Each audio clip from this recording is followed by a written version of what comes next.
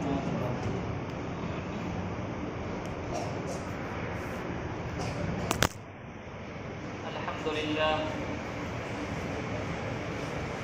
لله وكفى وسلام على عباده الذين اصطفى أما بعد فقد قال الله تبارك وتعالى أعوذ بالله من الشيطان الرجيم بسم الله الرحمن الرحيم وما أرسلناك إلا رحمة للعالمين وقال الله تبارك وتعالى في موضع آخر ورفعنا لك ذكرك صدق الله العظيم.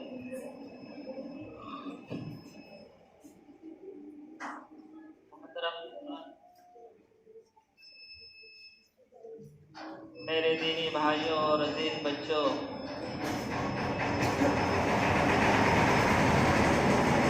یہ ربیع الاول کا مہینہ چل رہا ہے۔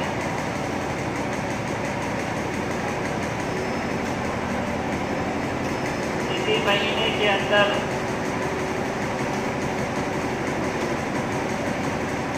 مشہور قول کے مطابق 12 تاریخ کو پیر کے دن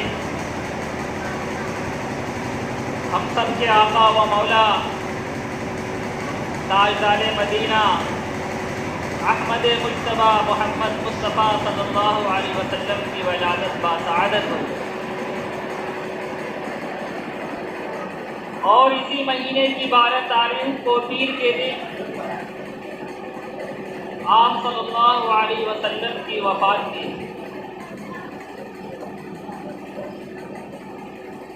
ہم مسلمانوں کے لیے آپ صلی اللہ علیہ وسلم کا تذکرہ کرنا بڑی سعادت کی بات ہے۔ آپ صلی اللہ علیہ وسلم کا ذکر خیر ہمارے لیے عبادت ہے، لہذا اس مہینے کی مناسبت سے مناسب معلوم ہوتا ہے کہ آج آپ صلی اللہ علیہ وسلم کا کچھ ذکر خیر کر لیا جائے۔ اللہ تعالیٰ سے دعا ہے کہ اپنے پیارے حبیب صلی اللہ علیہ وسلم کے ذکر خیر کے طفیل ہم مسلمانوں کی دنیا اور آخرت بنا دیں۔ محترم حضرات، جب پوری دنیا کے اندر ضلالت و گمراہی کی تاریکی پھیلی ہوئی تھی، خاص طور سے عربوں کے اخلاق تباہ و برباد ہو چکے تھے، بیٹیوں کو زندہ درگور کیا جا رہا تھا، عورتوں کی کوئی حیثیت نہیں تھی، چوری ڈکیتی عام ہو چکی تھی، شراب نوشی جنگ و جدال ان کی گھٹیوں میں رچی بچی تھی، عورتوں کا کوئی سہارا نہیں تھا۔ ایسے وقت میں عرب کی سرزمین پہ عبداللہ کے آنگن میں آمنہ کے بطن سے ایک لاڈلا اور نور جیسا بچہ پیدا ہوتا ہے، جس کا نام محمد رکھا جاتا ہے۔ جب حضور صلی اللہ علیہ وسلم کی پیدائش ہوتی ہے، آپ دنیا کے اندر تشریف لاتے ہیں، تو بہت سارے واقعات کا ظہور ہوتا ہے۔ چنانچہ اللہ کے نبی صلی اللہ علیہ وسلم خود ارشاد فرماتے ہیں کہ جب میں اپنے ماں کے پیٹ کے اندر تھا تو میری ماں نے، میری والدہ نے خواب دیکھا کہ میرے جسم سے ایک نور نکلا اور وہ نور شام کے محلات تک پہنچ گیا، شام کے محلات تک کو روشن کر دیا۔ جب آپ صلی اللہ علیہ وسلم کی ولادت باسعادت ہوئی، پوری دنیا کے اندر آپ صلی اللہ علیہ وسلم کی برکات کا ظہور ہوا۔ جب آپ دنیا کے اندر تشریف لائے تو آپ کا وجود پوری دنیا کے اندر ہدایت کے پھیلنے کا ذریعہ بنا۔ جب آپ دنیا کے اندر تشریف لائے تو دنیا سے دلالت و گمراہی اور کفر و شرک کے خاتمے کا وقت آ گیا۔ جب آپ دنیا کے اندر تشریف لائے تو روایات کے اندر آتا ہے کہ آپ صلی اللہ علیہ وسلم جو دنیا کے اندر تشریف لے آئے تو جو آپ کی والدہ نے خواب دیکھا تھا اس خواب میں گویا کہ یہ پیغام دیا، اس بات کا اعلان کیا کہ اب دنیا سے کفر و شرک کا خاتمہ ہونے والا ہے، قیصر و کسریٰ کی حکومت کو زوال آنے والا ہے۔ چنانچہ جب آپ کی ولادت باسعادت ہوئی تو اس وقت کسریٰ کے محل کے اندر زلزلہ آ گیا اور اس کے محل کے 14 تنبورے زمین بوس ہو گئے۔ فارس کا وہ دریا جو زمانے سے جاری تھا اچانک خشک ہو گیا۔ فارس کے آتش کدے کی وہ آگ جو 1000 برس سے کبھی بجھی نہیں تھی، لیکن آپ کی ولادت کی برکت سے وہ آگ اچانک بجھ گئی۔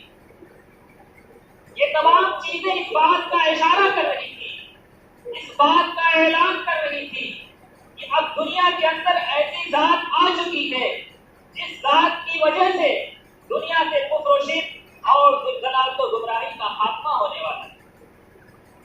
بہرحال اللہ کے نبی دنیا کے اندر تشریف لاتے ہیں۔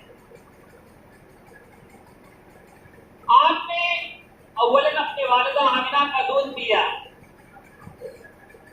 ابو لہب کی بانی صہیبہ نے آپ کو دودھ پلایا، لیکن عربوں کے اندر عام دستور تھا کہ اپنے بچوں کو وہ شہر کے ادھر ادھر کے جو دیہات ارد گرد کے تھے ان دیہاتوں میں بھیج دیا کرتے تھے۔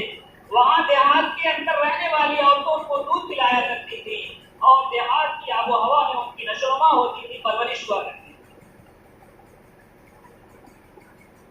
تو اللہ کے نبی صلی اللہ علیہ وسلم کے واسطے سے حضرت حلیمہ سعدیہ کے مقدر کا ستارہ چمکنے والا تھا۔ روایات کے اندر آتا ہے حضرت حلیمہ سعدیہ رضی اللہ عنہا خود بیان کرتی ہے کہ میں قبیلہ بنی سعد کی عورتوں کے ساتھ بچوں کو لینے کے لیے مکہ روانہ ہوئی اور بہت ساری عورتیں ہمارے قافلے کے اندر تھیں، اس لیے مکہ گئی کہ کسی کا بچہ مل جائے ہم دودھ پلائیں گی اور اس کے بدلے میں ہمیں اچھا خاصا انعام مل جائے گا۔ اتفاق سے وہ انتہائی قحط سالی کا زمانہ تھا۔ بی بی حلیمہ فرماتی ہیں اتنی قحط سالی تھی اور کھانے پینے کے اتنے محتاج تھے کہ میری چھاتی میں اتنا دودھ بھی نہیں ہوا کرتا تھا جس سے میرے بچے عبداللہ کا دودھ پیٹ بھر جائے، لیکن سہارا کچھ نہیں تھا، اس لیے ہم مکہ ایک بچے کی تلاش میں نکلتے۔ بہرحال جس اونٹنی پر یہ سوار ہو کر کے جا رہی تھی وہ بھی اونٹنی انتہائی لاغر اور کمزور تھی، دودھ نہیں اس کے تھن کے اندر تھا، بالکل خشک تھا اور عام لوگوں کے سواریوں سے ان کی سواری پیچھے تھی۔ بہرحال یہ قافلہ مکہ پہنچتا ہے اور ہر عورت کو کوئی نہ کوئی بچہ مل جاتا ہے، لیکن اس عورت کو حضرت حلیمہ سعدیہ کو کوئی بچہ نہیں ملتا۔ اور اللہ کے نبی صلی اللہ علیہ وسلم جو یتیم پیدا ہوئے تھے، آپ جب ماں کے پیٹ کے اندر تھے آپ کے والد عبداللہ کا انتقال ہو چکا تھا۔ دنیا کے اندر جب آپ کھولی تو آپ یتیم تھے، تو آپ کا کوئی سہارا بظاہر نہیں تھا، آپ بغیر باپ کے تھے، اس لیے کسی عورت نے آپ کو دودھ پلانے کے لیے لینا چاہا نہیں کہ ہم اس بچے کو دودھ پلائیں گے تو انعام کیا ملے گا، اس بچے کا تو باپ بھی نہیں ہے۔ بہرحال اللہ تعالیٰ جو مسبب الاسباب ہے، تمام اسباب کو بنانے والا ہے اور حضرت حلیمہ سعدیہ کے مقدر کا ستارہ چمکنے والا ہے، وہ حلیمہ مجبوراً اس کو کوئی بچہ نہیں ملتا، اللہ کے نبی کو گود لے لیتی ہے اور دودھ پلانے کے لیے۔ بہرحال اللہ کے نبی کو لے کر کے یہ قافلہ اپنے اپنے بچوں کو لے کر کے پھر قبیلہ سعد کی طرف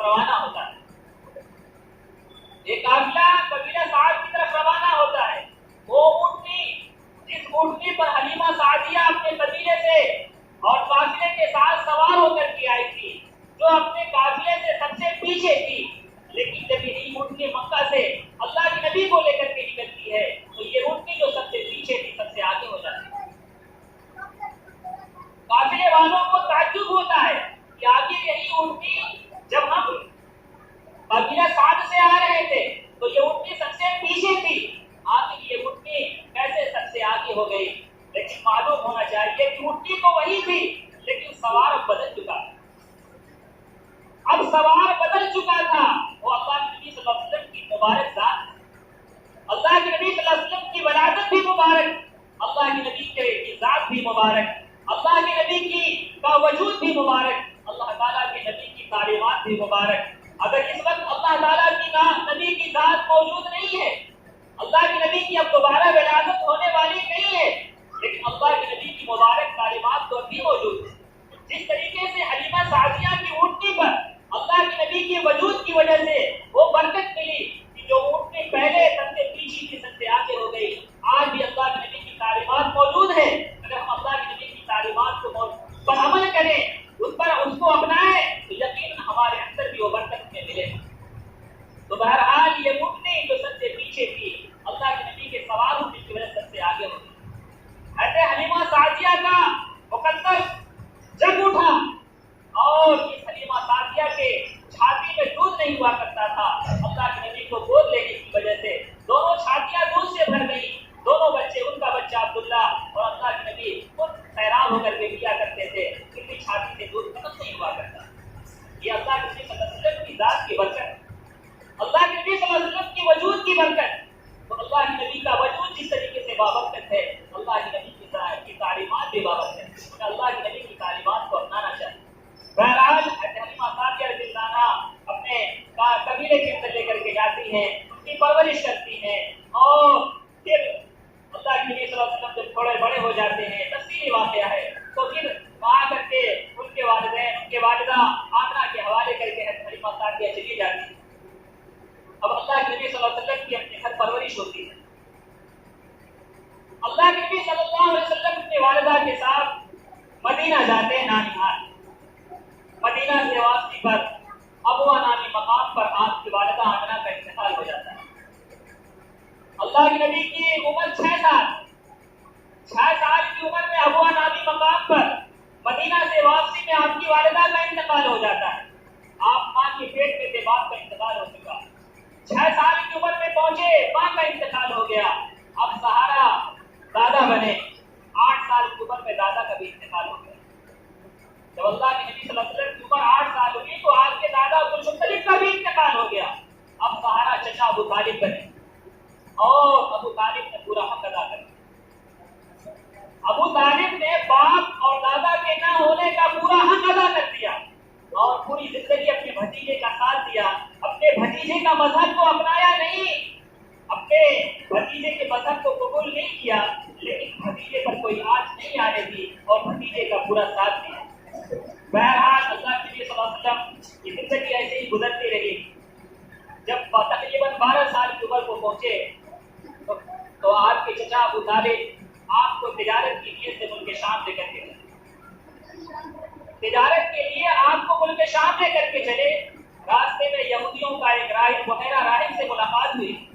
وہ بحیرہ راہب توریت کا بہت جاننے والا تھا۔ توریت کے اندر پیارے آقا صلی اللہ علیہ وسلم خاتم النبیین والمرسلین کی جو نشانیاں بیان کی گئی تھی اس کو اس نے پڑھا تھا۔ اللہ کے نبی سے جب اس کی ملاقات ہوتی ہے اور چچا ابو طالب سے پوچھتے ہیں، وہ بحیرہ راہب پوچھتا ہے کہ یہ کون ہے؟ انہوں نے فرمایا کہ میرا بھتیجا ہے۔ تو بحیرہ راہب نے کہا کہ اگر تم اپنے بھتیجے کی حفاظت کرنا چاہتے ہو تو ملک شام مت لے جانا، ورنہ یہودی وہاں اس کو دیکھنے کے بعد قتل کر دیں گے، اس لیے کہ یہی یہ بچہ ایک وقت آئے گا کہ امت کا آخری نبی ہوگا، اور اس نبی ہونے کی وجہ سے اور یہودیوں کے ادیان کو منسوخ، دین کو منسوخ کر دیا جائے۔ چنانچہ وہیں سے ابو طالب اپنے بھتیجے کو لے کر کے مکہ واپس آ جاتے ہیں۔ بہرحال پھر تقریباً 25 سال کی عمر میں پھر دوبارہ اللہ کے صلی اللہ علیہ وسلم ملک شام تجارت کے لیے سے جاتے ہیں۔ حضرت خدیجہ رضی اللہ تعالیٰ عنہ جو تجارت کیا کرتی تھی، وہ اپنا تجارت کا سامان دے کر کے لوگوں کو تجارت کے لیے بھیجا کرتی تھی۔ اللہ کے نبی صلی اللہ علیہ وسلم چونکہ امانت دار تھے، صادق تھے، ان کا صدق اور ان کی امانت داری مشہور تھی،